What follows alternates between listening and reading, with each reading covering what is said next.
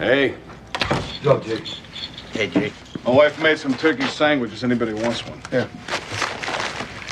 It's a little bloated from Thanksgiving. Thanksgiving, 1982. Fucking turkey. It's like spackle in my bowels. Nothing moves. So how was Ralphie? You know, were you over him? He buzzed balls. You. Anyway, he played it like it was his idea to make me captain of the April crew. What else is he gonna do? Tony cut off his gutsies. Very prudently, Tom. Not that you ain't gonna hear more about that later. Most of the conversation was about Johnny Sack moving to Jersey and all that there. Yeah, Jenny Sack told Gabriella she needed a bigger house. Jenny Sacramone. What she needs is her own zip code.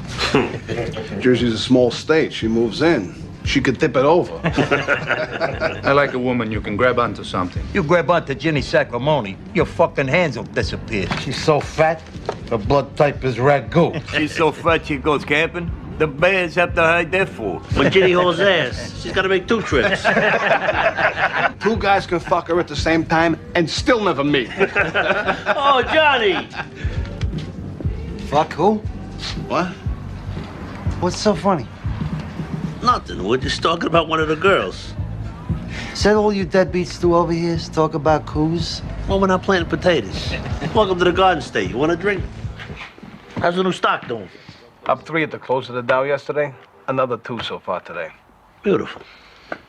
Listen, Tone, I think we may have a problem. Log off. That cookie shit makes me nervous. I think we may have a problem about our friend, the twin. Yeah, so?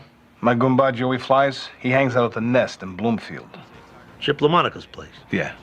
So our friend is a fixture down there, and Joey says lately he's been into the booze very heavy. He's all fucked up. A couple of times I had to pick him up off the floor. So Chip went to him. Pat, what the fuck? Can I do anything? Etc. Patsy launches into this single malt diatribe about how people can smile in your face and still be a villain, and that he knows how his brother died and who's responsible and all that there. He mentioned me by name? No, me neither. Today would have been our birthday. Our birthday. Oh, yeah. Spoons. Hey, happy birthday. How old are you? 51. Who was born first, you or Spoon? Philip was my kid brother. By 11 minutes. Hey, it was a fucking tragedy. What are you gonna do? Huh? It's the life we chose, am I right, Pat? But my brother was never a heavy guy with anybody. I mean, he was a sweet, gentle man. Oh, Mojo, capito. Your brother was your twin brother. Philly. Friends, like us, called him Spoons. Somebody whacked the kid a couple months before you came over. All right, obviously you told the cops you don't know who did this. I'm upset, but please, I had to keep my mouth shut. Unless, of course, there's a salami sandwich around. What the fuck is wrong with you? We're trying to have a meeting here. Oh, 2 minutes, he's in charge. He's fucking Lee Iacocca. Come on. Not here, come on.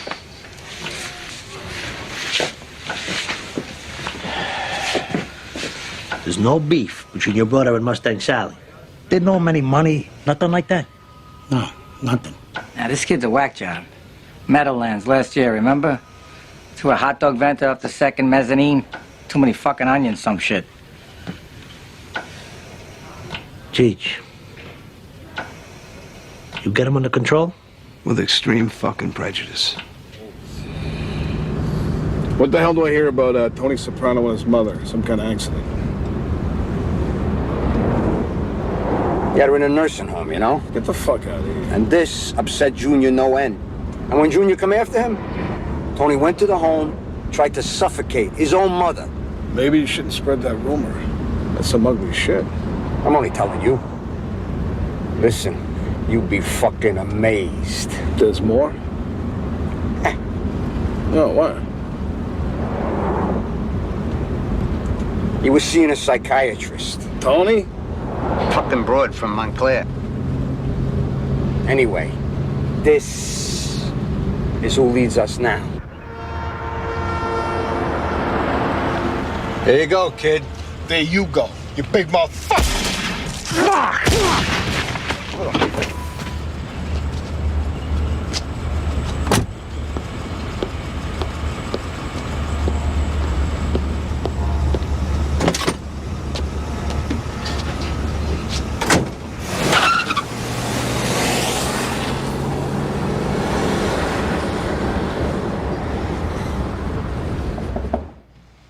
How much longer, Skip? I gotta take a leak.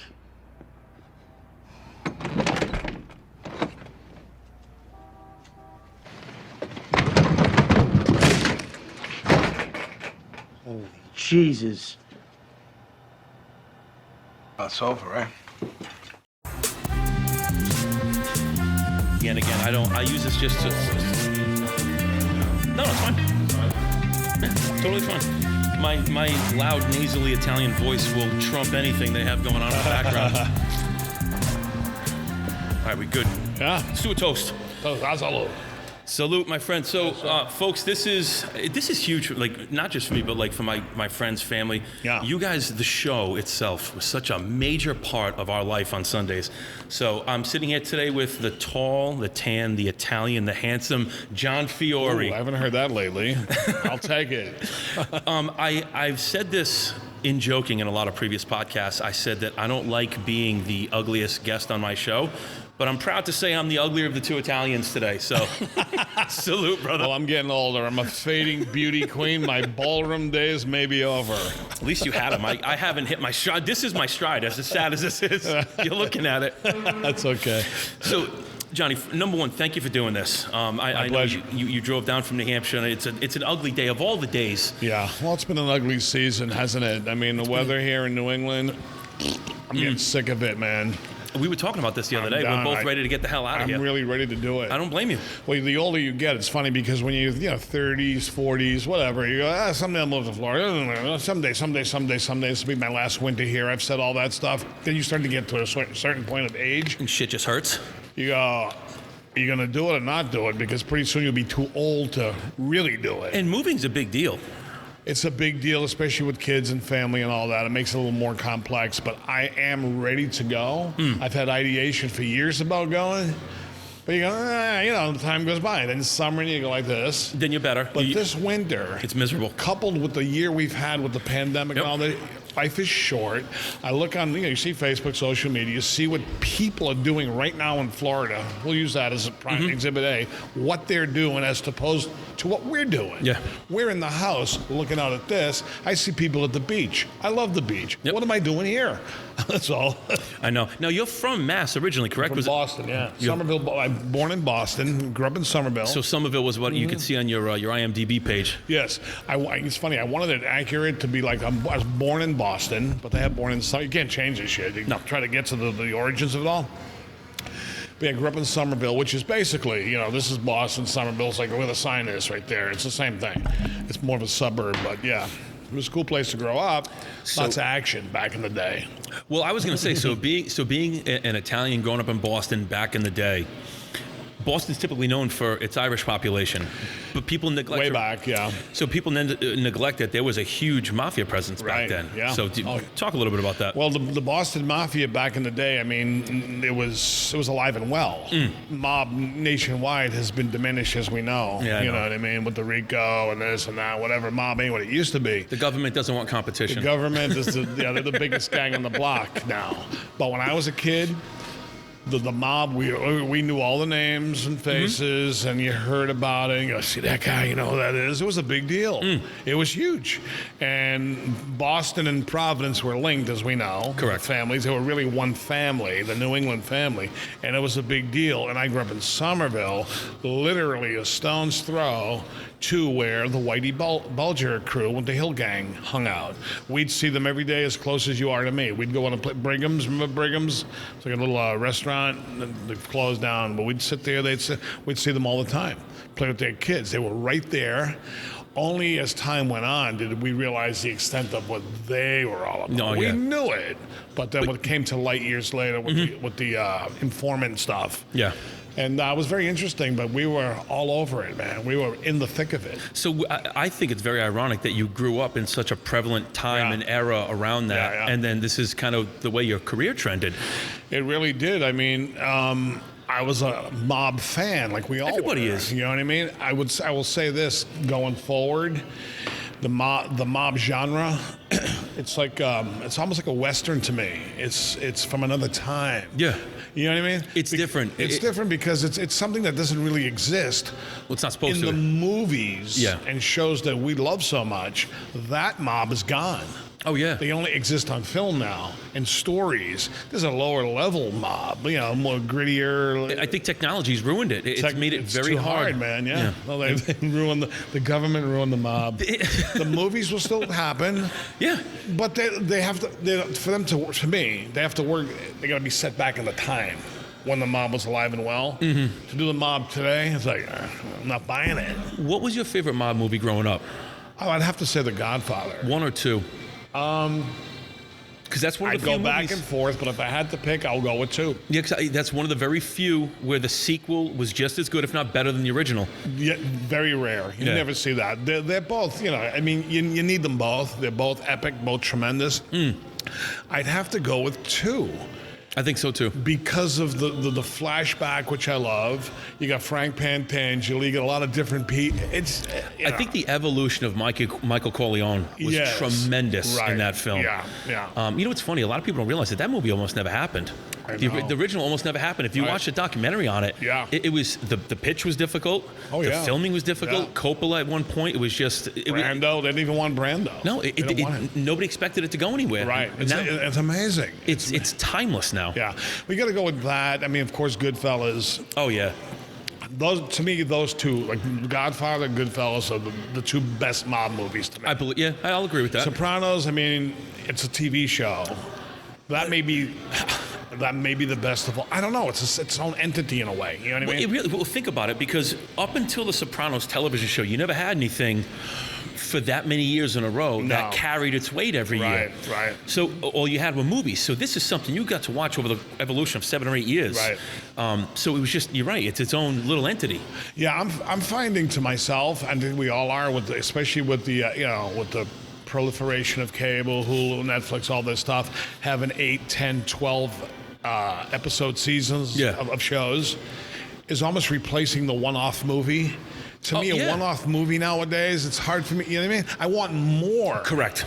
So to me, a nice 10-episode thing, I want to see more of it. Well, think about when you were growing up with movies. Everything's a trilogy now, or a universe. The universe is a big now. Exactly. You know, so it's. I think Hollywood, they're in tune to what's happening. But like a one-off movie, like last night, you know, I was finishing putting a little bit of outline together, some questions, and I was watching Joaquin Phoenix Joker. Right. Great movie, tremendous acting, but it as an isolated thing, you find yourself wanting more. You really do, and there'll probably be more. Yeah. But like that's why Godfather 1 and 2, it feels like it's a lot of, it's multi-hours of what happened stuff. with 3? Well, that's an abomination. I mean, that doesn't even count. That's not even in the conversation. No, you can't. It's just, that's not part of it. You know what I mean? That's like Jaws 3 or something, right? Even Jaws 2. Who can even remember it? Jaws 2 is, but it's funny that to me. So it's funny we talked about trilogies, because that is Jaws is the original movie I think of when you think of a trilogy. But after the first one, it was almost like watching the Halloween movies or the what was it? Crystal Lake. Oh yeah. What is Friday the 13th. Right. They just get worse and worse and worse. Yeah, you get conditioned. I mean, as we, sit in front of TV and all these streaming services and, cable and stuff, you're how you want to take stuff in has changed over the years. Oh, God, it's so easy now, too. You want more. You want to tune in. Like, that's why The Sopranos was so great, because it was, I always say, like the Emerson, Lake and Palmer song, "Welcome back, my friends, to the show that never ends." Yeah. That's what The Sopranos has become. Yeah. It really has, because I've gotten, me personally, and a lot of the guys will say this, more action by being on The Sopranos in the last 5-10 years, last say 2 to 5 years. Yeah. Of with social media, because it's new to so many people. Oh yeah. And the young people. So now the fan base goes from 20 to 80 years old, whatever. and people are just getting on it now. You know, as it's weird. As sociopathic as Tony Soprano's character was on that show, everybody can relate to something, some character, some situation. Everybody can relate to something in that show. You ask any Italian family, oh yeah, that's my dad, that's my mom. Oh, totally. It's so relatable. He's the most likely. He killed so many people, but yet I always liked him. You know what I mean? The character. I mean, James Gandolfini's portrayal is. This is a case where nobody else could have done that. I don't see how. Other movies, you can go like this. Can you picture somebody else doing this? You go, maybe. This one, no. It never would have been what it was without him. I tell you what was weird. Never. Watching The Last Castle with him and Robert Redford, right, and hearing his actual voice. Oh, yeah. And then trying to listen to him as Tony Soprano. Yeah. But it just shows you how involved he was in the art. All of you guys. Yeah. Like, it's different when you're Italian, playing an Italian character. Yeah. It must come more natural. Well, it does. I mean, you know, James, you know, used a different voice, of course, for his Tony portrayal. But for the most part, we're playing ourselves to a degree. You know what I mean? You don't want to like add too much to it. The Italian guys, you're an Italian guy. They're in the city. You're from the city. There's not a lot to really. You kind of spin it a little bit here and there. You know what I mean? To put some jazz into it or whatever. But so I was watching obviously doing my homework with you. I came across some episodes on YouTube with Johnny Sack was doing some podcasts, and he had talked about the authenticity that David chased. You couldn't change anything on that show without David Chase. Everything had to go directly through him. Yeah, no, it's true. Like if you're doing a scene and you said, you know, invert the words. If you were just pronouncing it incorrectly. Just a word off. But when they call cut, the script person would come over and say, no, it's like this. They wanted it very precise. Yeah. So I never saw any ad-libbing. I never got to do any. I never really tried to. Because you kind of knew that's the way they wanted it. You had some pretty badass lines in that show. I had some good lines. I had a good chunk of my stuff was cut out.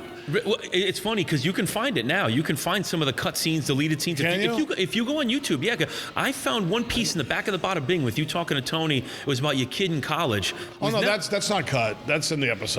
No, this was an extended scene. Oh, it was? Yeah, I'm telling you, I swear, I know this show inside and out. I'm such a fan of it, but I'm telling you, there was some dialogue going on that I'd never seen before.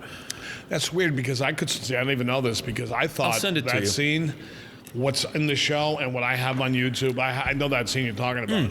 To me, that was always intact, that one. I had stuff about the Freon deal. I mentioned Freon deal to him in that little scene, but there was a scene in a diner where I'm with Ralph, Eugene, and Vito by the Spatafori talking about a free cut. So I'd say about 20-25% of my stuff was cut, which would have, I wish it wasn't, of course. Of course, yeah. Because it would have helped me in your profile, but it is what it is, you know what I mean? So how do you know what, now that we're on the topic, I was gonna tease everybody and I was gonna go into the rest of your career. Yeah, go ahead. No, since we're on Sopranos, let's just go. How did you actually get the role? Because I would imagine that when this thing first came out, nobody anticipated it would become as big as it was going to. No. So I'm curious, like, what was the audition process like? Did you actually audition for Gigi initially? I did. I will say this: season 1 had played. I didn't watch it because we're all, cable was new. I don't know, HBO, whatever. People were talking about this new show, The Sopranos. It was season 1, and it was happening, but I really wasn't watching it at that time. So I went to visit a friend in California, and he said, "Have you watched The Sopranos?" I go, "No." He goes, "That's really good." I think it was on the 6th or 7th episode they were up to. So I watched one with him. I went, "Oh, this is good," And then I said, "This is a show I'd love to be on." Yeah, ironic. I go, "Wow, it's really cool," God, I'd like to get on this. And then the next year, season 2, I got a call to audition for it. No the shit. role of Gigi. And there was other people, of course. There's always a lot of people going. I can imagine. Anytime you look back as an actor, you go, "I'm amazed I got anything." It's so hard. Yeah. It's really like you're grateful and amazed you get one thing because there's so many people that can do it. And your career, like you really, you're known for Sopranos, but you've had a long career going back to 85 or 86. Yeah, I mean, I've been in Was it summer camp? I think the first thing I saw on your filmography. One Crazy Summer. One Crazy Summer, that's what it was.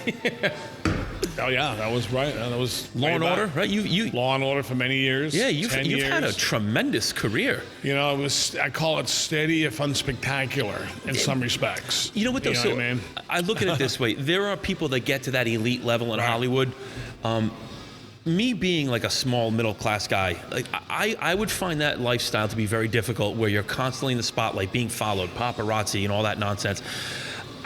To me, it just seems like that's more of a hassle than anything. I agree. I never had that, which is cool. I don't really want that either. I wouldn't deal with it well. Well, I'll tell you, I was with James, and the other guys would tell you even more who were with him more. I was with him and the guys in New York City, and the people that shouted him, and you realize how difficult it is. It's overwhelming. It's overwhelming that he couldn't really almost go anywhere. He's like the Beatles. Yeah, that's what I mean. Especially in New York, New Jersey, it's the epicenter of Soprano mania. It really is. It just is, even though it's big everywhere.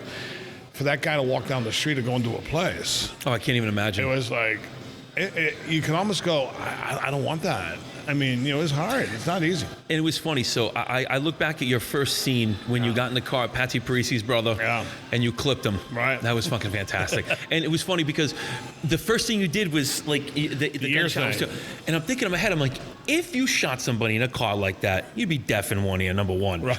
So it was, the authenticity was fantastic. Right. But what a way to introduce the character. It was great. But you go from that, like all of you guys, from season 1 to 2, like every episode, every season, you guys got better developed. Like it just got better and better and better. Yeah. And the reason I bring that up is because if you look at any show that has a long run, around season 3, 4, and 5 on these shows, you can tell the writing lags. Yeah. Like it gets tough to find and keep things carried out. Yeah. You guys never had that. Yeah. I never saw that. The Pine Barrens episode. Oh, tremendous.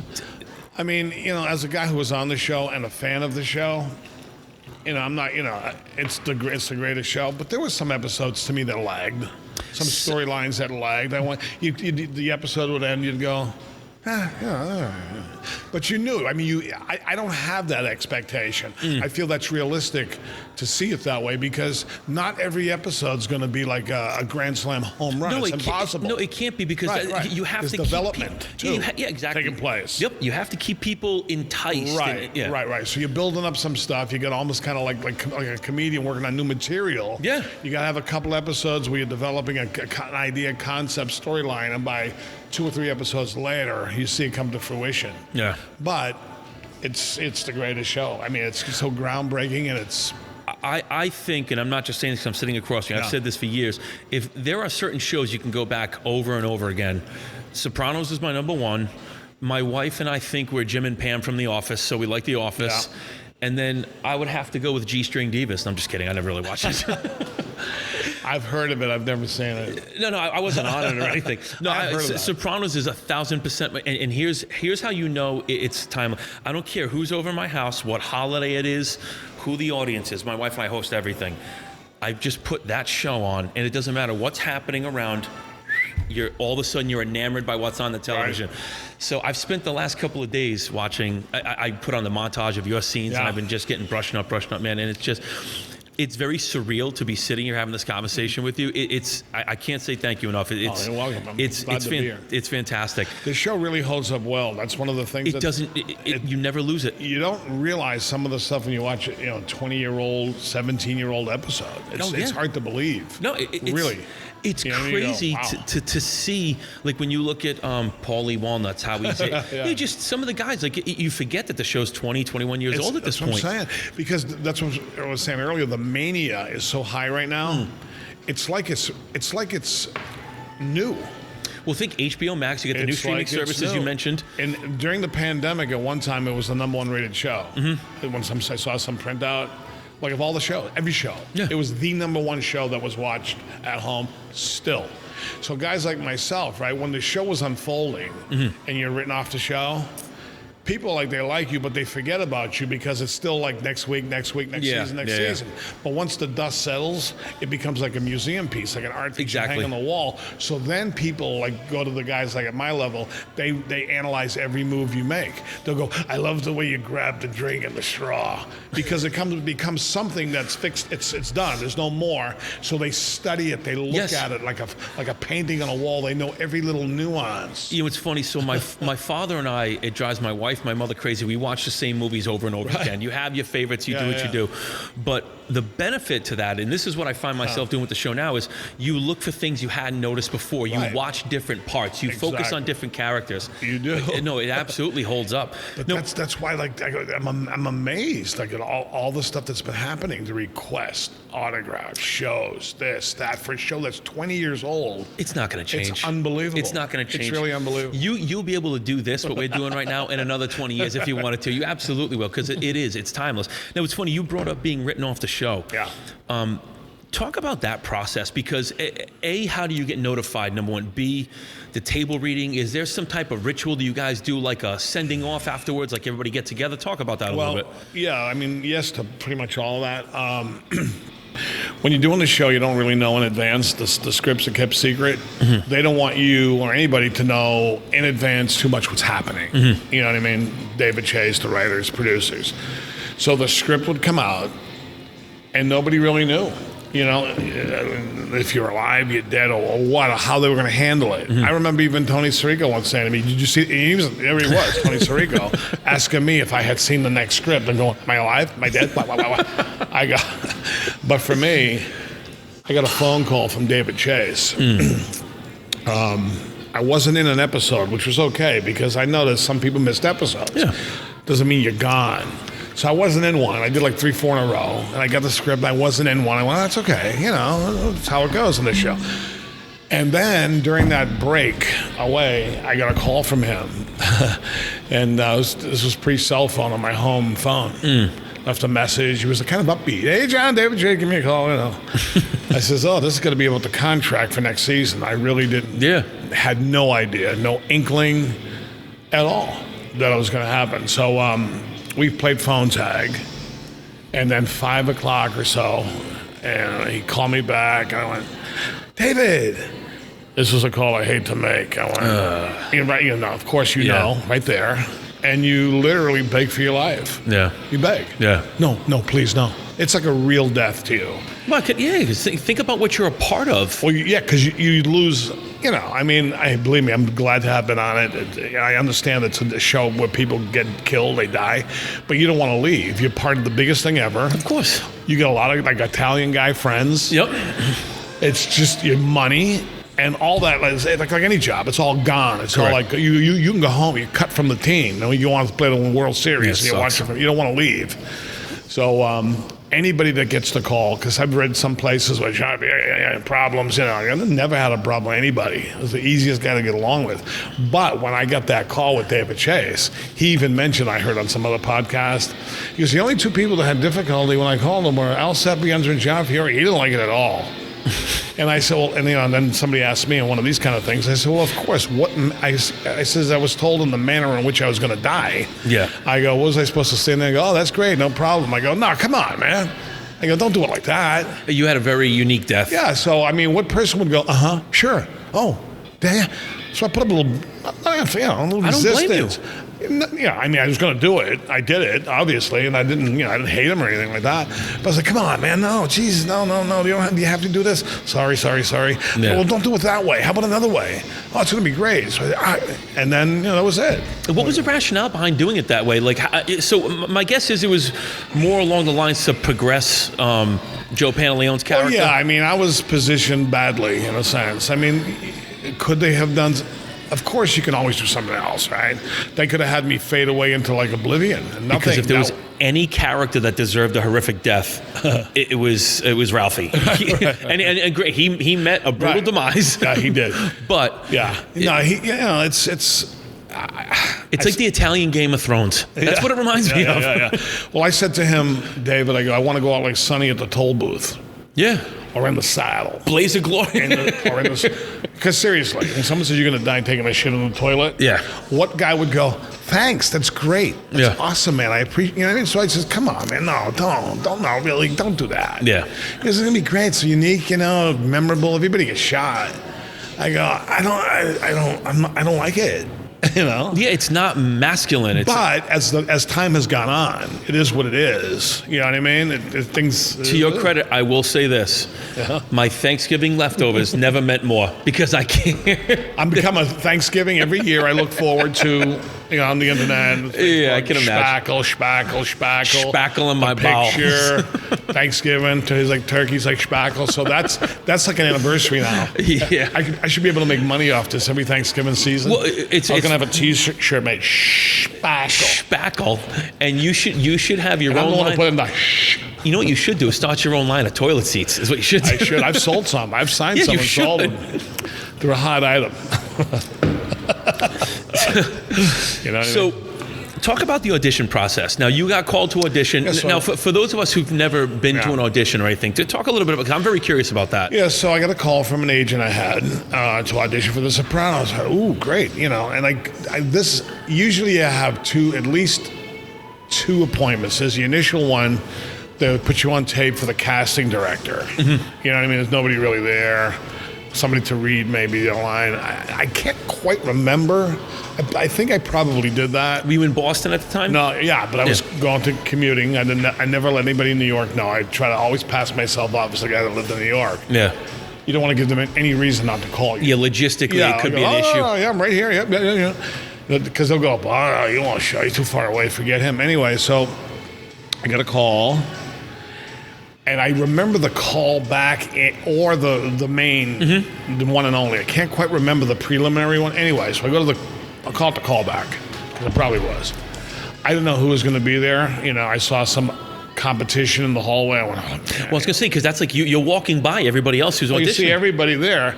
And the fact of the matter is, anybody there could have done the role. You know what I mean? I'll say that about a lot of roles. It ain't rocket science. I mean, what James did, and people of a certain like amount of material, that's another conversation. Mm-hmm. But some of this lesser stuff or whatever, a lot of guys can do it. And we know that. You know, it could be you, me, whatever. That's how it goes. Yeah. You want to get selected. So I went there, and I remember I wore leopard shoes I call them like show business shoes. Rock and roll, like leopard suede. You want to stand out. And I had them. I got from another TV show. They were in another characters. They weren't even my shoes from the show. I was a cop. Yeah, I wouldn't wear a shoe like that. It's a Law and Order movie. So the bad guy in that gave me those shoes. And I kept them around. I still have them. Good luck.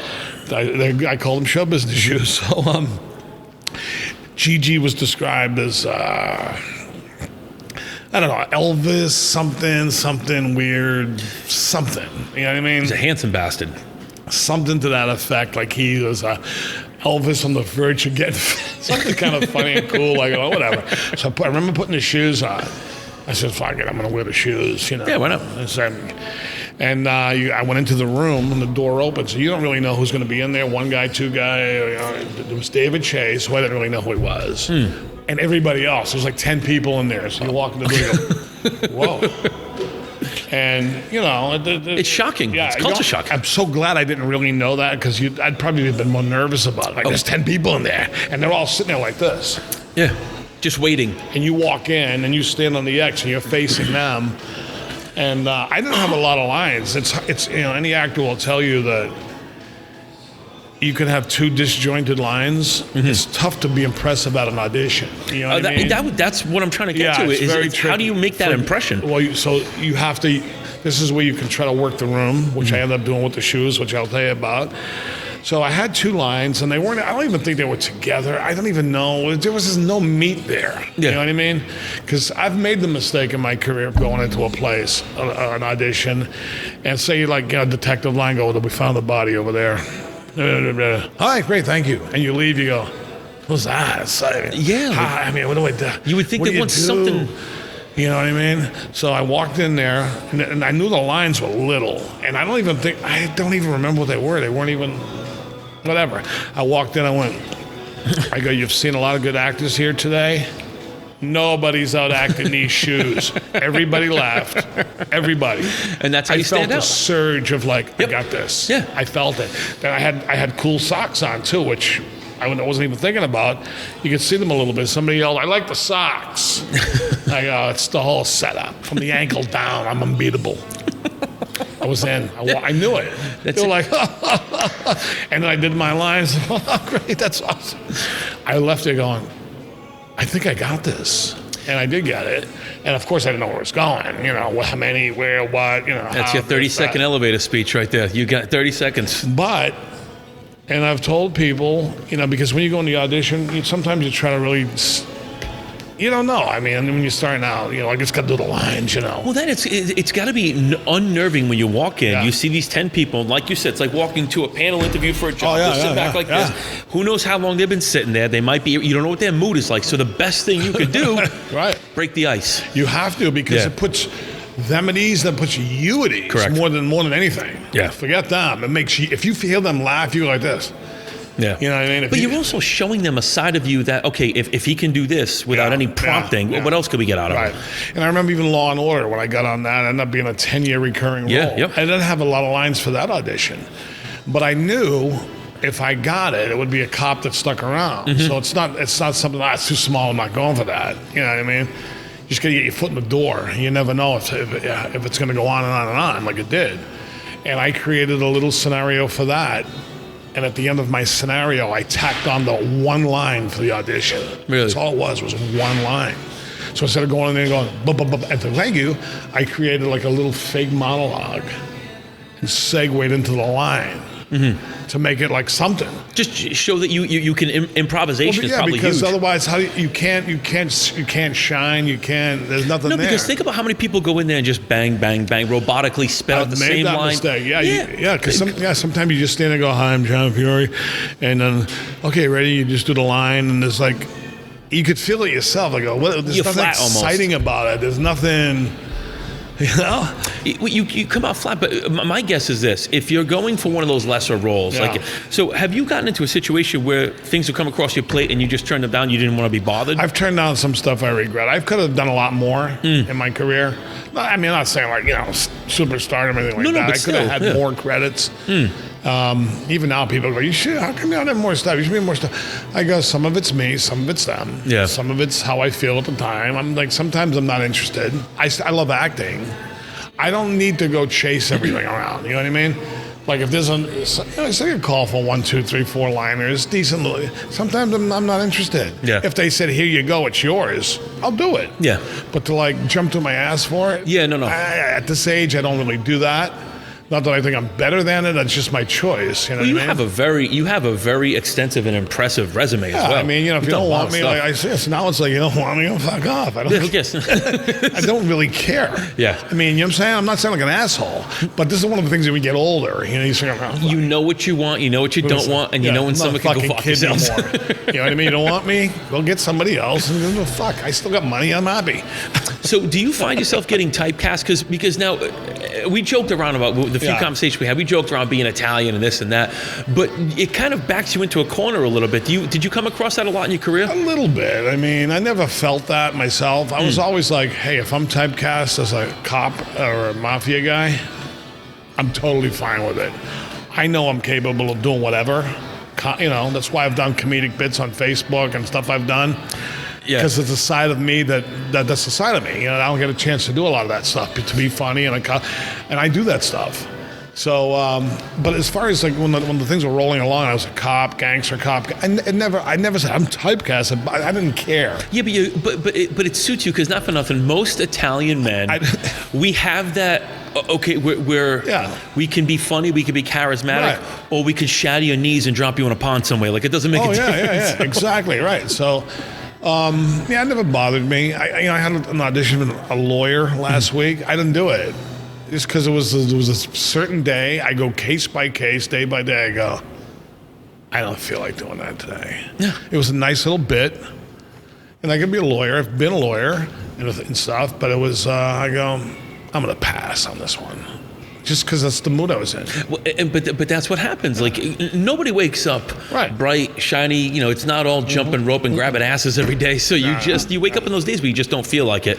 The acting, doing it. Yeah, like that. Then there's other things. Oh, I like this. You can't wait. That's how it is. Yeah. If someone says you want this to eat, you go, nah.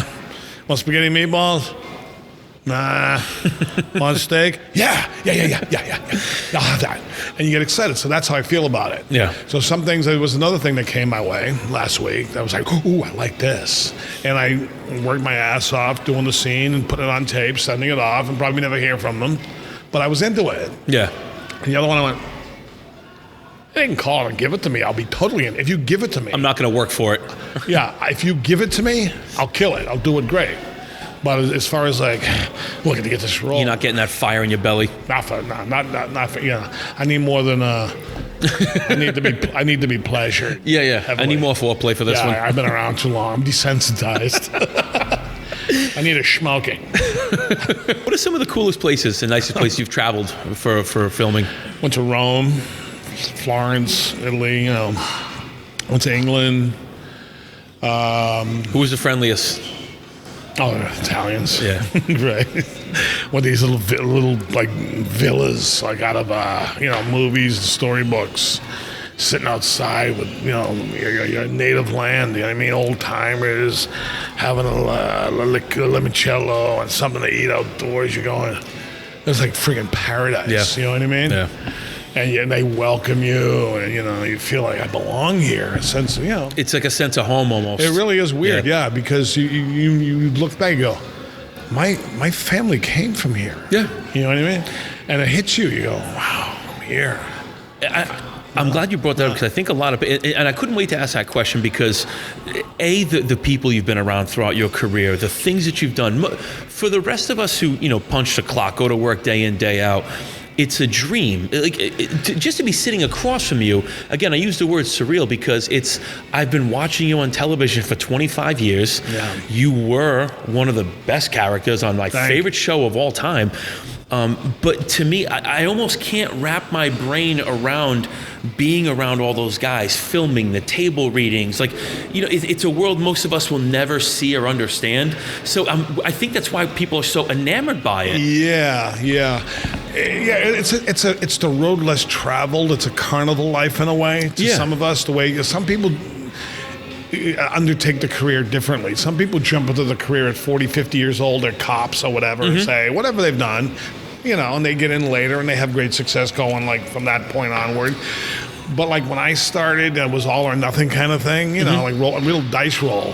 You know what I'm saying? So how old when you first got into it? Well, I didn't really start until I was 26. Which it's young, but not, a little later than, Some kids get back to like the Mickey Mouse Club back in the day and they work their way through. Yeah. So, I mean, I was demonstrative teenager and a young man, but I didn't really think of being an actor. I kind of fell into it in the sense that I was going to Suffolk University in Boston for criminal justice. No shit. And I went to graduate. I was 26. I mean, I was still a 4-year degree. 10 years of schooling down the drain, right? Could have been a dentist. So I'm like, because I went back. I was the same way. I said, I don't really want to work in criminal justice. I go, but I might as well get a degree. So I have a bachelor degree. Ooh, which I have. Big deal. So I went to graduate. The registrar, whatever the fuck they are, right? He goes, oh, you can't graduate. I go, what do you mean? I get the fuck out of here. I'm done. He goes, no, you got to take the requirement. The requirements. The prerequisites. I go, huh? You got to take something from this column. He told me. Public speaking, voice and articulation, acting. I swear to God, it was like that. I go, I got to take something from here. I go, I don't like public speaking. I'm shy about that. It was true. Yeah. All that stuff. I go, I don't want to take anything from here. You have to pick something from here. I went, I swear to God, I'll do the acting. I'll try the acting. And that's how I get into it. No shit. Because then I went into a class, and people think you're like, it's weird because you can be outgoing and shy at the same time. It's a weird thing. Because it changes on the roles. Some days, people are like, you're most outgoing. You can be an actor. I go, how many times I've had stage fright? They go, really, you? I go, yeah. It's weird. It comes and goes. You never know. But that's how that was, man. So you get in front of the class, and they make you get up and do like the things you hear about. Be a tree. Be this. Primitive stuff. Yeah. But the thing is, you're doing something in front of people. like shedding inhibitions and all that kind of And that's jazz. the thing, that scares a lot of people. And it scares you, but then like to say, they say we want you to be a junkie who's withdrawing, you're writhing on the ground. Go. And you get up there in front of everybody, you're like doing it, and then you feel like you're getting it, and they respond to it. Then you start going, well, maybe I can do this. I like this. Well, you need that little and bit of... Yeah, you need a positive affirmation to continue on. Like they go, you're pretty good. And you go, oh, I'll stick with it. So then it got into my skin. Like, you know what I mean? They go, I want to do this. I want to try this. It's addictive, yeah. I want to try this. And that's what I did, you know what I mean? That's what I did. So how did you get into, so from that, what was the next step in terms of getting into, like, you got to do the headshots? Yeah, so you know what to do. You're like, you can move to New York or LA, which people did. I wasn't, I was married. My family's from New York. I can't stand New York. It's too busy. Like, I didn't want to go. I'm packing up to be an actor, you know. So there was, get your headshot done. Mm-hmm.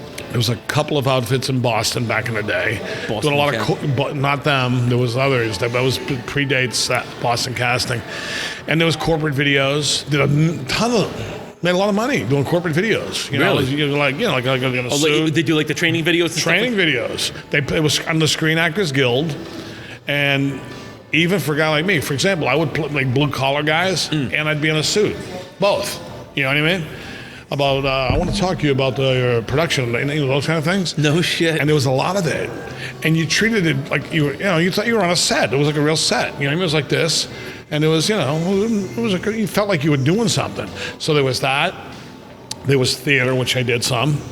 There was commercials, and Boston had a random, occasional thing that may pass through town. It wasn't like it is today, of course. Yeah. And then you do what you can do around here, and it was going good. I go, I want to take the next step. I'm going to try New York. You know what I mean? Yeah.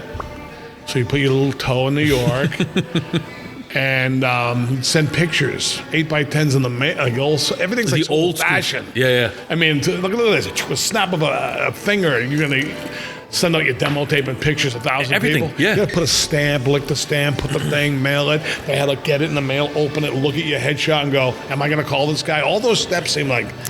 So you almost talk yourself out of it before you get into it. It's daunting. Oh, because I'd sit there and I'd have like a stack of like mailing out 8x10s randomly to people. And that's all money out of your pocket to do all this. You just go like this, hoping that somebody receives it on the other end. But and you know this, when you want something, you don't quit regardless of what happens. Yeah. And you're young, so you get a lot of like now I'm like I told him, oh man. But I was the opposite then. So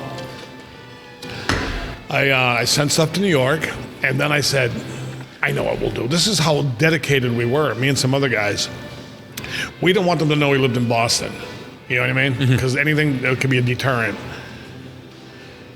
I would fly down to New York, flights were cheap, and put the pictures under the door. Get out of here. The theory being, I don't want them to have to go through the effort of ripping open the envelope. Well, I'm going to eliminate a step for them. So it's right there. If it's slid under the door, they see you, right? So it worked for me. No I got shit. doing that led to everything I ever got in New York.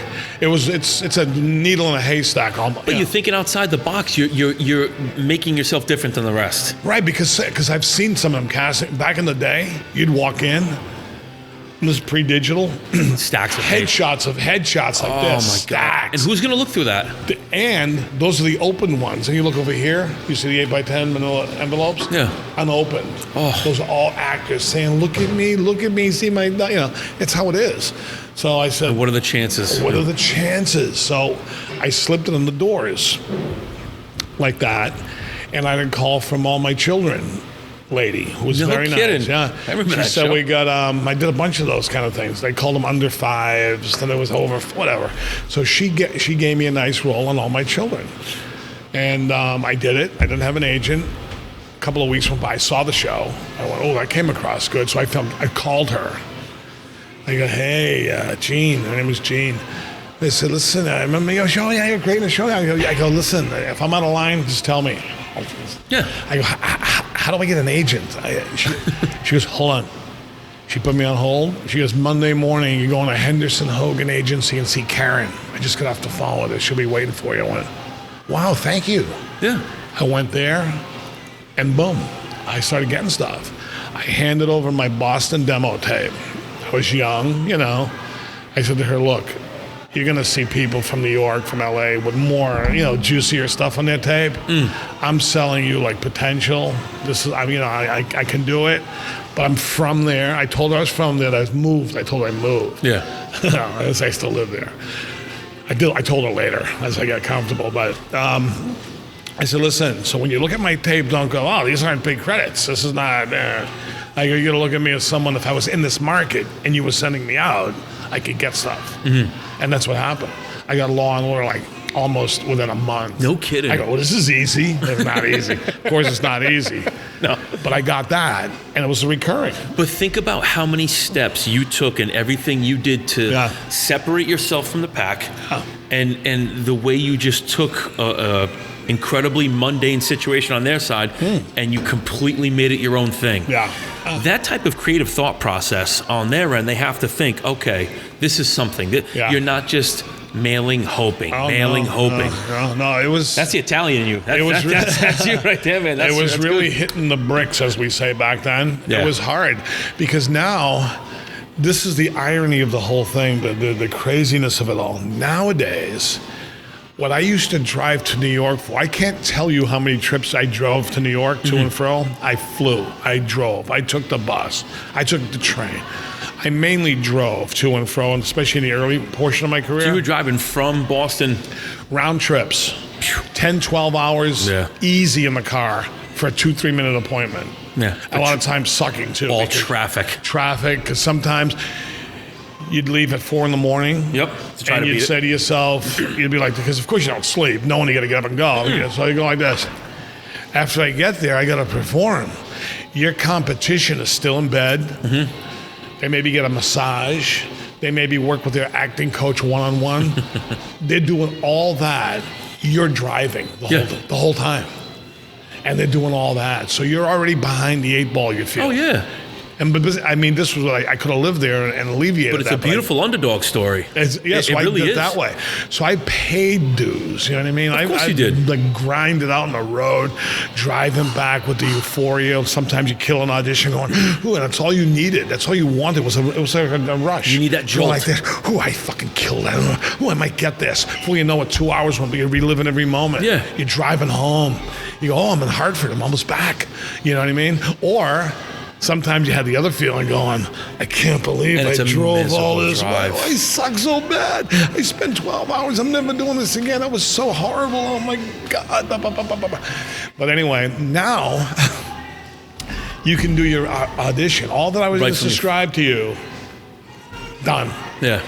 Do it like this, tape it, and send it to them. Stuff I drove for less, I won't do on a phone. It's really bizarre. I would have crawled on broken glass. Now they're going, asshole, you could tape yourself from home, click it, send it. I'll go. So let me point something out, though. I'm an in-person guy. I'm old school. Right, okay? yeah. So to me, I would rather go the distance, go through the bullshit, and meet somebody face-to-face than do it over a phone. True. Because I feel like you can read somebody better face-to-face, and you have the opportunity to ad-lib. Well, that's what I was telling you before. That's where you get a chance, what I call winning the room. Yep. You can't win the room with on the phone like that, because they're impatient. Don't forget, their finger, when they watch you, like a cable, like anything, the finger is on the trigger at all times. All the time. It takes this to get rid of you. Yep. You're gone. Yeah. Say like you study your ass off, you're doing the lines, they're like this. They don't like your look, they go, you're gone. And they're looking for something to dislike. That's how quick it is. It sucks. So that's how it is. And so you can't really, like the stuff I told you about the shoes, you can't do that on the self-tape. No, you can't. So on the one hand, do I want to drive to New York and do this and do that for a 2-minute appointment? No. You really want to do it from the phone or from your, like this, so you set up like this. A lot of guys have a setup like this in their basement. They're ready to go. They have their chair, and if they get a call, they're ready to just slide into it. And you do it, you have somebody read, and you do it. You know what I mean? But of course, I do it the hard way. Yeah, but I'm like you. I would always do it the hard way. And I feel like if you do things the hard way, like the road less traveled, the way you got to this point, the way you built your career, I think you have a deeper and better appreciation for it. I think so. Anyway, I think if you're not paying your dues, you take a lot more shit for granted. Oh, yeah. That's in any aspect of right. life. No, I mean, I did like all the nowadays. A lot of people they study. I mean, the newer people I've met over the years, they're into it. That's a different generation, though. You know what I mean?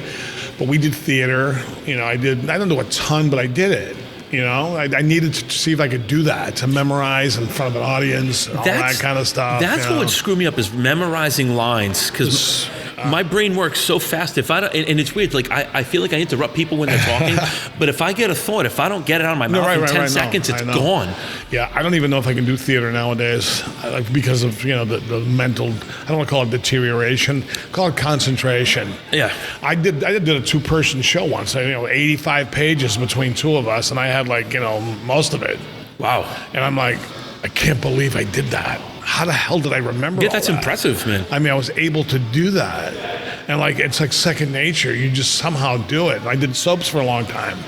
And they would give you a stack of scripts for the week. This is you're in the whole week. Oh, good. And they would give you 5 days worth of scripts, and you saw your lines, you go, I can't do that. There's no way. Jesus, man. This is Monday, so I'm going to complete Monday, go back to my room, and look at Tuesday and memorize. But you somehow, it's a muscle, a memory muscle. Yeah, it's like anything else. So if you do it, you go, I don't know, I just did it. I was just able to remember it. Now, I don't know if I can remember that much. Well, you can't. As you age, your body changes, your mind changes. It is what it is. If I was called upon to do something really big with a lot of lines, of course I would. But sometimes I used to look at stuff, and sometimes you can absorb it, the way it's written, the way it looks, the way it feels. You go, I can remember this quick. And sometimes you can look at it and go, what's my first word? Like algebra. God. And you study it, you look at it and go, ready? And you go, I can't remember the first fucking line. Have you ever turned down a role that, not that you regretted, but let me say, have you bombed out in a casting call and actually gotten the role? I'm sure I have, but I don't remember. I know when I've bombed out and not getting the role. I don't remember bombing and getting it too much. That I don't remember so much. Talk about the first table read from the Sopranos. My curiosity is, and again, I think I said this over the phone, we all get to see the finished product. Yeah. I find everything that goes into prepping that and getting that out for the audience to be fascinating. Right. No, the table reads were great because, it was big, huge square table. I would imagine, massive. We'd all, they'd like you to be there. I missed a couple. If I say I had a small, whatever, and it was coming just from Boston, just correct. That. Yeah. Sometimes I passed on it. You know what I mean? They like you to come. Sometimes I went down just for the table read. Hey, I'm here. I'm part of the team. But yeah, you just sit there and you read it. You hear it. It kind of breaks the ice for you too a little bit. You go, well, I've done it once at the table read. Yeah. So the next time you're there doing it, you almost feel like, you've seen everybody. They've seen you. You know what they're doing in the show. They know what you're doing in the show. Chit chat, hang around. I was gonna say, what's the camaraderie like behind the scenes? It was great. The camaraderie was the best. It was nothing like it. That's what I would imagine. Other shows I've worked on, nobody, they don't even talk to you. You roll little islands unto you're yourself. by yourself.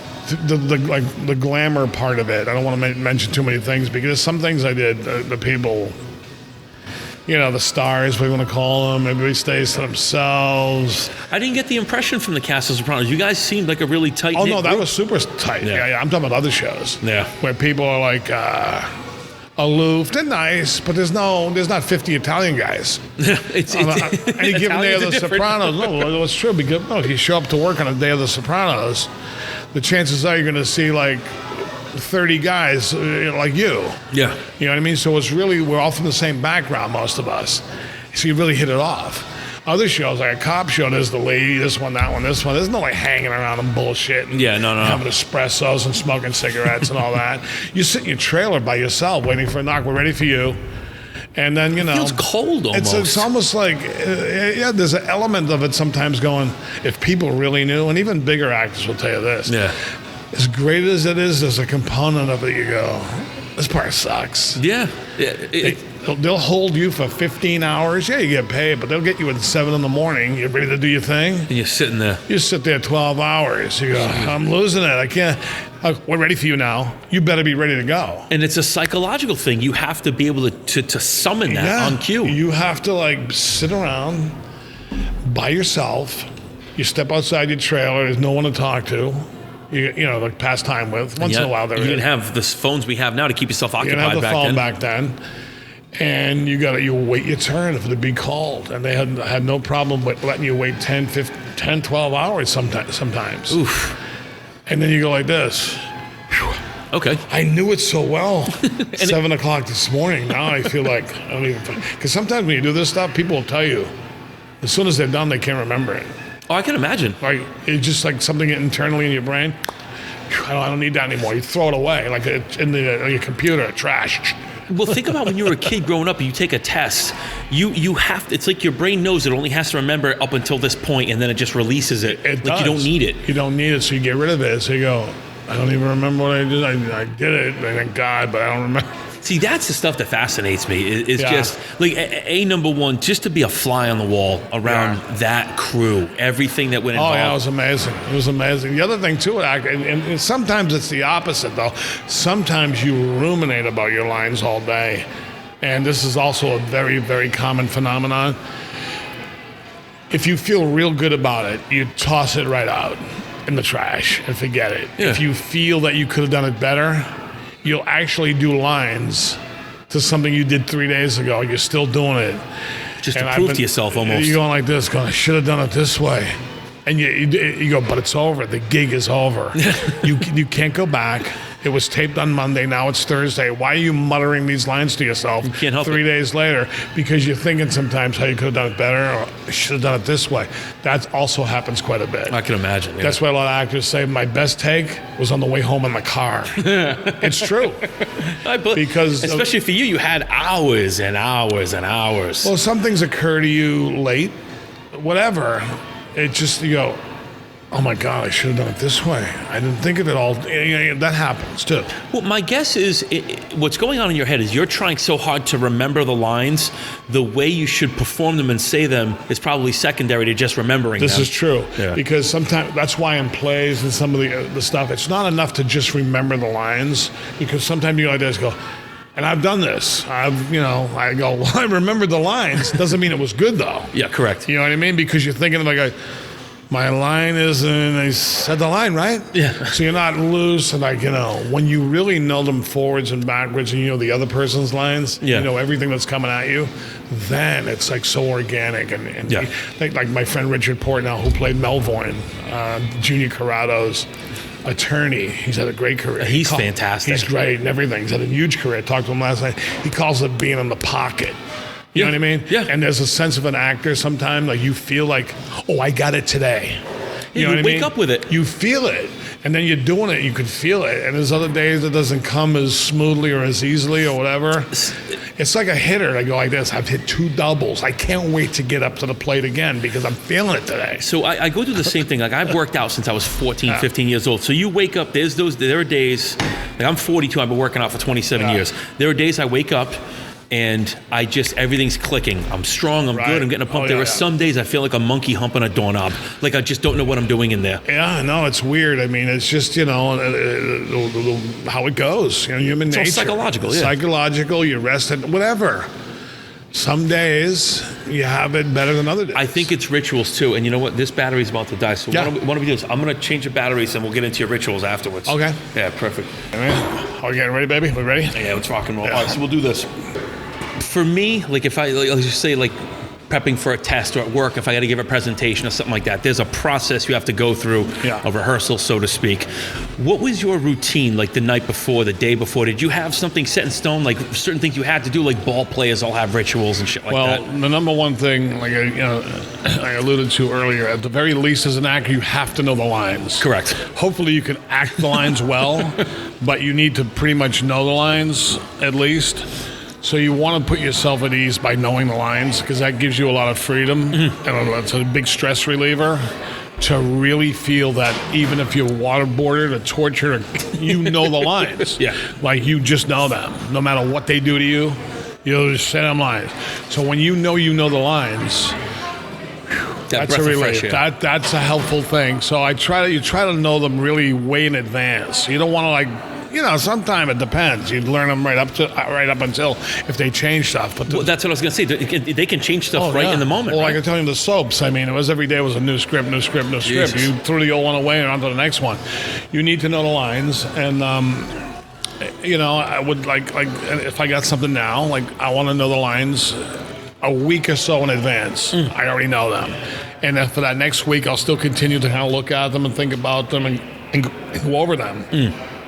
But the sooner you know them and lock them in, then you can work on how you want to say it. So your memorization, then you work on how you're going to deliver perform it. Yeah. Okay. Because if you're struggling to recall the lines, like I said, you can say the lines. Yeah.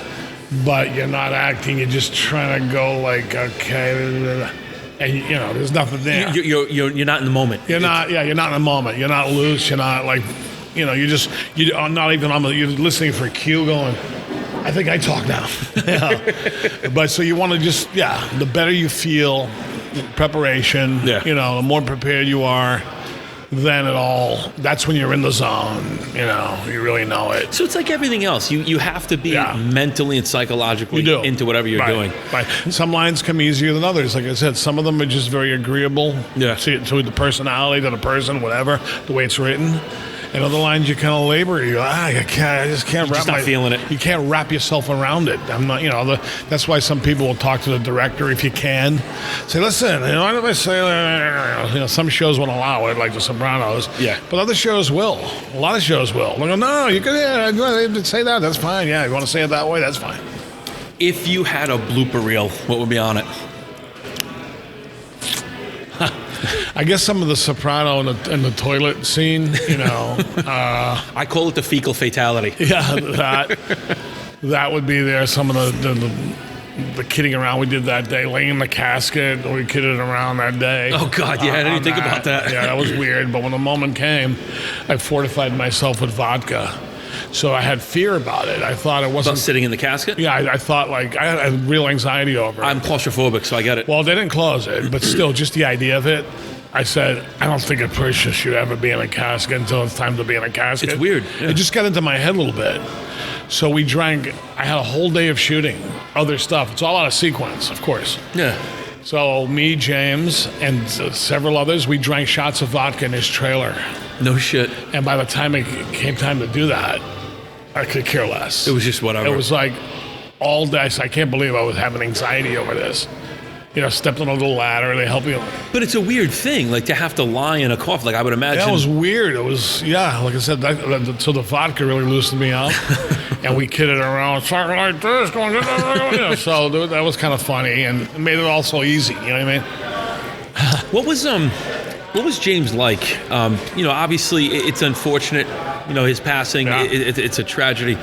But what are some things that maybe people don't know about James Gandolfini? Well, one of the things, everybody has stories about James. Everyone has stories that their experiences with him because he was like daddy. He was, this is all said when he was alive. It's not like, this was all said if he was still here. People would say the same great things about him. That's what I've heard, yeah. It's not like, death makes heroes of people. Everybody has their pluses and minuses in his life. He was a great guy. He was a man's man. He personally, for me, he let me stay in his apartment. You know what I mean? Yeah. He overheard me. I didn't, back then, sometimes I had sublet apartments in New York. Sometimes I didn't. Sometimes I stayed here. Sometimes I did this. Sometimes I did that. He heard me. I didn't even know him that well. He goes, you live coming in from Boston? Yeah. He said, listen, I'm going to call my assistant. I'm going to give you the keys to my apartment in down Lower Manhattan. I'll stay at my other house. I go, you don't have to do that. He goes, it was unbelievable. He was so above and beyond. And that's how he was. So he goes, what did I do? Give you keys? I go, this is so unbelievable. You let me stay in your place. Yeah. So I stayed in his apartment. You know what I mean? That's crazy. His place. And saw all his stuff.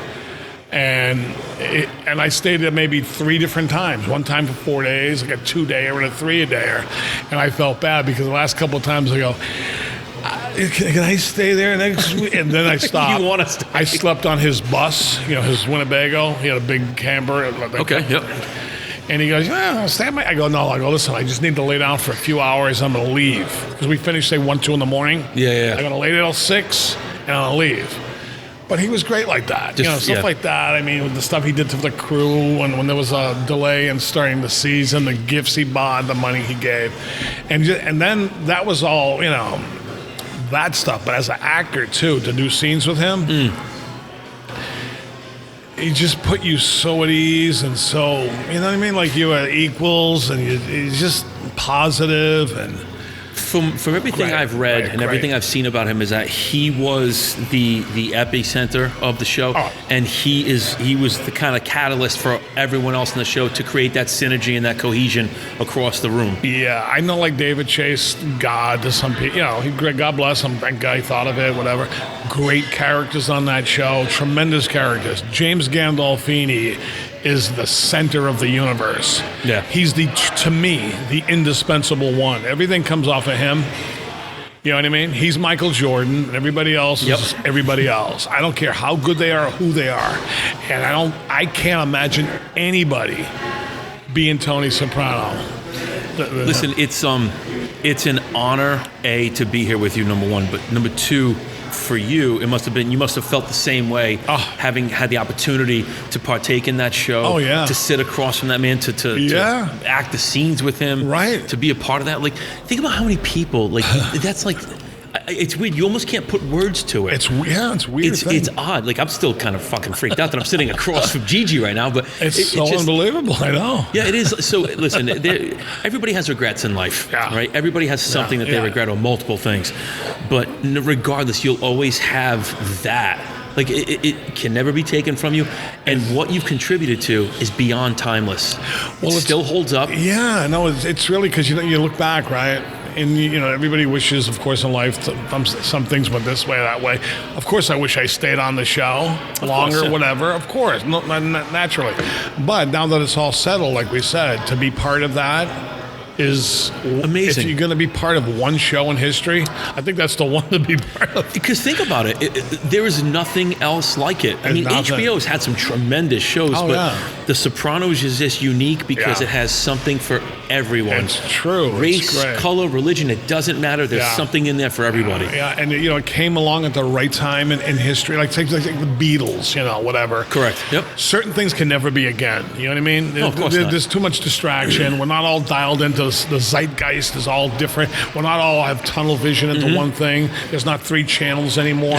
So for everybody to be sharing in the same stuff is not realistic anymore. Yeah. It's fragmented. It's fractured. It's a niche, whatever. But that was at the very beginning of it. So people were dialed into it. It was perfect. It was great. The timing was great. HBO wanting to delve into that kind of stuff at that time was great. Like, for example, one of the networks turned that down, ABC or NBC. Are you serious? The Sopranos. Oh my God, I do remember hearing about this. That was the greatest thing that ever happened to them, because it wouldn't have worked. Oh, it would have been PG. Yeah. It would have been canceled. There's no way. No, it's like if you go to watch Carlito's Way or any Goodfellas or Casino on Turner Network television. Yeah. Good luck. Yeah, so everything was there. The stars were aligned, and it was unbelievable. I'm so glad to have been a part of it. Yeah, no, it's a unique thing, and it's not something a lot of people can attest to. So, John, what I like to do when I have unique characters on my show is I have this thing called 10 questions. I want you to answer with the first thing that comes to your head. Okay. Aaron, if you want to record a video on this on your phone, you can. Take a video on your phone. It's nothing inappropriate. No, it's fine. I'm not going to have you give me a purple nurple or anything like that. Right. All right. So, number 1, did Epstein kill himself? Yes. That was quick. You were sure of that. All right. Number 2. Actually, no. I said yes, but I really meant no. Honestly. Okay. Yeah, I misinterpreted. No. He did not kill himself. I don't think so either. I don't think so. No. And they're not political questions. I tried to think of something completely different from the show. Yeah. So, number 2, why are Italian women so incredibly sexy yet also incredibly scary at the same time? It goes to ancient Rome or something. I don't know. Wild the barbarian hordes running around as a I don't think there's a spirit. real answer. There's not a real answer. It's I think it holds true for all the Mediterranean cultures, women and so forth. Yeah. I find it ironic that you can be both fear for your life and horny at the same time. Yeah, no, it's really a good combo. It's good. The adrenaline's going regardless. Right. All right, if you could whack anybody on the planet, how would you do it? I'd like to get up close and personal. I like to put my hands around their neck. Yeah, get in there. So somebody that really deserves it, right? Something intimate. And look them right in the eye and like put them to sleep. Yeah, just watch the life escape them. Somebody really evil and bad. We don't need names. I'm sure because you said that with. That's how I would do it. Okay, you said like there's somebody, but we don't have to get into names. All right, now sauce or gravy? What do you call it? Ooh, I called it gravy growing up. What do you put in it? In the gravy? Yeah. You need to make it? A little pork, meatballs. I mean, I don't really make it myself. I've had all pork and veal. I'm waiting for pork and veal. Veal goes in there. And really a lot of stuff goes in there. But it's funny, it's evolved to sauce too. It depends where I am now, if it's gravy or sauce. But I like it. Growing up, it was gravy. Same thing. I always called it a gravy. Yeah. I think marinara's a sauce. Yeah, you don't like gravy's different when you get the meat in there. Like, brown gravy and stuff like that, like the potatoes. I'm not a big fan of that stuff, so I never thought of that as gravy. I go, I don't indulge in that. You know, when you pour it on turkey and stuff like Correct. that. I'm like, maybe a drop. I'm not a big fan of that stuff. And that's only if you overcook the turkey. Right. A turkey cooked right. You don't want that. Yeah, you want the juice of the turkey. If you cook the turkey right, you don't need the gravy. Exactly. Brianna, we don't need your gravy. You cook turkey just fine. So number 5, why can't Italian women pronounce mozzarella? Must be something in the thickness of the tongue. And the uvula in the back. the uvula. I like that. Or whatever they call it. I think it's a uvula, but I like uvula. You just made it your own. Right. What is gabagool? Gabagool is a nice cold cut. Isn't it funny? That it's got like to the Americans around here, they go, "Are you saying capicola?" Yeah. I love being at the supermarket or whatever you want to call it, right? I'll have a quarter pound of capicola, and you go, "Yeah, give me a half a pound of gabagool." You couldn't have said it more whiter. And then I'll have the capicola. Capicola and the mortadella. Oh yeah, it's funny. Oh, give me a gabagool. Well, that's how you know you're Italian, you're in an Italian deli, you're in the right neighborhood. Oh my God. When you go to Stop and Shop to get cold cuts, you get the latter of the two. You get the capicolas. Is it true that you're never really Italian until you get a Jesus chain? Not anymore. When I was a kid, probably yes. You needed one. You needed the cross. You needed it. But in today's culture, today's Italian, I would say no. I feel like they're watered down. It's watered. Everything's watered down. Everything is. Yeah. You're not allowed to be a man anymore. You're not allowed to be proud of your heritage anymore. You don't see the chain wearing in the youth. You see chain wearing for like a rapper chain kind of look thing. Yeah, that's different though. But the Italian chain thing is. I always wore a chain. I mean, I still have them and I still put them on. Okay, but I don't keep them on. You know what I mean? All the time. No. But I'm just saying, it just seems like you can't. Like everything's changed, and I don't like the way society's trending. Oh no, it's horrible. I don't like it at all. All right, this is one. It took me a few minutes to put this one together. You're at a bar with your wife. You excuse yourself to go to the men's room. On the way back, you notice a guy at the bar hitting on your wife. You have 2 options here. There's the "I'm in public" response, and then the "I'm an Italian from Boston" response. Explain to me the difference in the 2 responses. Oh, if I can even remember the whole question. First of all, if there's a guy hitting on, I would, because I've mellowed in life as I've gotten older. You know what I mean? I'm not into like duking it out or anything like that. No, it's not worth it anymore. Yeah, so it's like I'm a wise guy. I'll always have a retort. I'll go, "I don't blame you, mister. I understand. As long as there's no indulgence from her end, like the guy, and I don't even blame the guy necessarily. I take it as a compliment now. Yeah, it's a compliment. I'll go like this. Yeah. I know, doesn't it suck that I have it and you don't? So let's rewind this then. What if this was a scene on Sopranos? What would your character do? you'd probably have to smack him in the head right off the fucking bat. With whatever's at the bar. Yeah, you'd have to sucker punch him. If it was the Sopranos, to send the message. So when it's all about the respect, man. Yes. You get me, disrespect me, man. So when I thought of this question, the first thing that popped in my head was a good Casino? Oh, Goodfellas when he went across the street with the pistol? No, not that one. The one with Joe Pesci in the bar when he Bobby. Oh yeah. Casino. Is this your pen? Yeah. Oh, it's a nice pen. Yeah, that was extreme. Yeah. I probably wouldn't go that extreme. That's a bit extreme. That's a bit heavy. So I know we talked about this, but in your definition, what is a masshole? A masshole is somebody that's extremely impatient, extremely entitled, better than other people in New England. Like, it's the capital of New England. Is it a Patriots fan? It's a Patriots fan. It's a person that drives like an asshole, beeps the horn, doesn't drive right. I think of it more as more of a driving attitude. Yes. It goes beyond driving, but it's more of a kind of a grouchy bastard, you know? When I think of masshole, this is the mental image I get. I get like a late 90s, early 2000s four-door Honda Accord, steamed up, fogged up, dirty windows, right. like dog paw prints and tongue prints on the window. The window cracked with a cigarette hanging out. Oh, right. A bunch of air fresheners, like 20 of them all bunched together, hanging from the rear view. And on the console was 2 or 3 old Dunkin' Donuts cups. Right. That's what I picture when I think of a masshole. That's a classic look. Driving 90 miles an hour, flipping off everybody as they go by. And now I'd say the masshole thing is more of a... I think it's people have gotten more sophisticated in some respects. It's more of a white trashier thing. Yes. I mean, even though I have masshole characteristics, we all do. You mellow. I mean, I used to throw stuff at people. I threw my ashtray at a guy once. He flipped me off on the road on the highway. You started exchanging words like this. Yeah. I opened the window. I grabbed my ashtray. I flung the ashtray. I swear to God, this was when I had an ashtray in a car. And the guy doesn't know. He doesn't know what you're capable of. No clue. So either he's got to be in that mindset too, or he's going to come back at you worse. You gamble, but it's so emotional. Yeah, you don't know. You're going to go, this guy's a nut. He's out of there. But that's the thing. You have that trigger. It's like you... I could do that. Yeah, I've done that kind of stuff. Yeah. I've thrown change at people. Like this. Like throwing your own money. I do a cup of coffee at a guy that this close to this like this. Going around the rotary. Yeah. We somehow end up side by side. I'm leaning. I do the lean. Yeah. I drive like this anyway. I got the coffee like this, right? And the guy goes, hey, he opens the window. I go like this. Spur of the moment. I went through the whole fucking... Like a mug no less. So my daughter was right here. Oh, God. She was leaning back, went just like this. Guy went, shoom, took off. Yeah.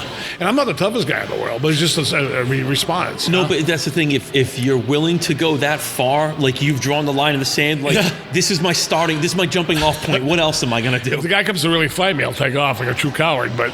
That's okay. Well, if he gets out of the car, just hit him. Yeah, because I've bluffed guys down before. And I go, I really don't want this to happen, but one time this is an older guy with a son. It was a parking lot thing. And the kid come up to me and I go like this. I sit in my car and he got my face. I go like this.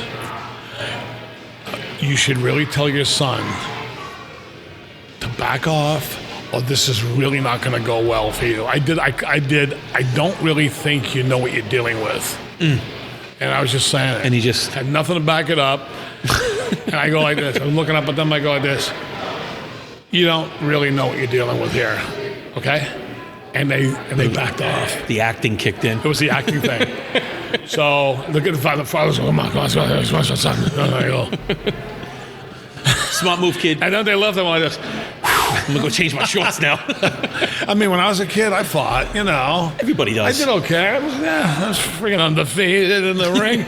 But you know something? I held my own. Because you know something? I was very wiry. I knew how to box. And I could move. And so it was hard to get me, hard to tee off on me. Yeah. I was light. I was like, my friends used to call me junkie ripped. I was really sinewy. That sinewy look? Yeah. I was like, nothing, so I held my own. I was able to, so this way I fought bigger guys too. I go, I'm not afraid of you, you're bigger than me. Yeah. Quick, yeah. Yeah. You know what I mean? So, but now I don't want any fights now. It's over. I get knocked out. See, I never obviously you always fight growing up, but I don't like fighting because I never wanted to break my hands because then I couldn't go to the gym. right. So when I used to get in fights, I was like a mongoloid. I would tackle knuckle and just choke people. Yeah. I didn't better like off. I didn't like choking people. I just got it to the ground. I choked somebody. That was It's over. Yeah, it's easier. Yeah. What's your greatest fear? Oh, side croaking? Besides that? Getting really sick with a horrific disease, I guess. Yeah, that's a good one. That's a fearful one. I mean, that's, that's about it. What could be worse than that?